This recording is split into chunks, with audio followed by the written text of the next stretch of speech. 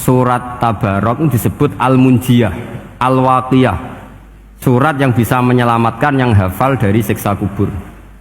Pokoknya singkat cerita, ada orang itu fasik, mungkin ya layak disiksa.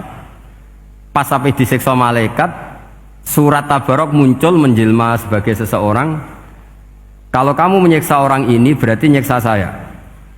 Terus kata malaikat, anti min kalamillah, ya rujuknya memang perempuan karena surah itu dari muannas karena ada taknya. Anti min kalamillah, kamu ini termasuk kalamullah.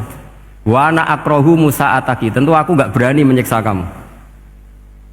Ya terus berdebat kata malaikat, ini orang nggak benar, ini orang fasik, saya harus mukuli dia. Kata surat Tabarok, sak fasik-fasiknya aku itu ning atine. Kena nyiksa dekne nyiksa aku. Wahnya debat karena nggak ada mahkamah konstitusi.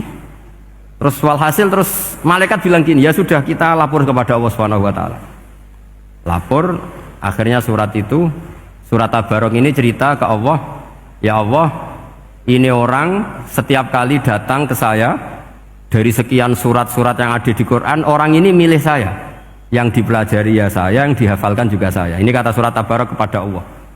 Jika orang ini hafal saya tidak ngefek ke dia untuk tidak disiksa, maka mendingan saya tidak termasuk kitabika, saya tidak termasuk Quran saja. Wong jadi Quran ora iso nyafaati. Terus kata Allah, lho kowe kok emosi, kata Allah. Ya harus emosi dong Gusti. Masa wis dadi Quran kok gak iso nyafaati sing apal. Terus kata Allah, wis pek aman. Makanya terus banyak orang ngapalkan surat Tabarok. Ya ini sekaligus ijazah nih.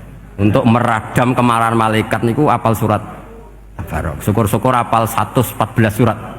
Oh niku malaikat sinten mawon pun kena ini. Cukup apal Tabarok. Sehingga adatnya orang-orang Jawa selain apal Yasin itu apal Tabarok. Nah, saya itu lama sekali mempelajari bab ini. Ternyata di antara pokoknya itu satu, karena malaikat itu kena aturan fikih. Nggih imut nggih, malaikat itu juga kena aturan fikih.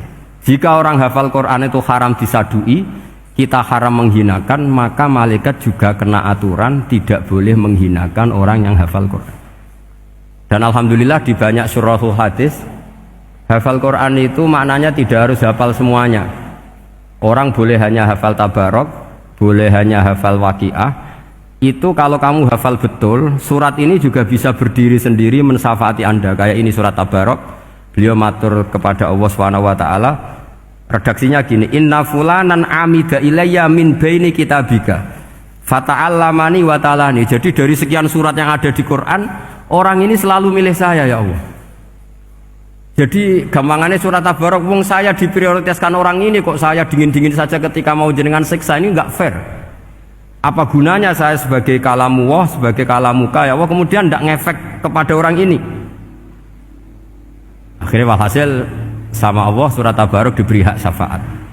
Makanya akhirnya semua ulama ijma yang bisa mensyafaati itu adalah satu Quran, dua Rasulullah SAW, ketiga orang-orang soleh dan seterusnya.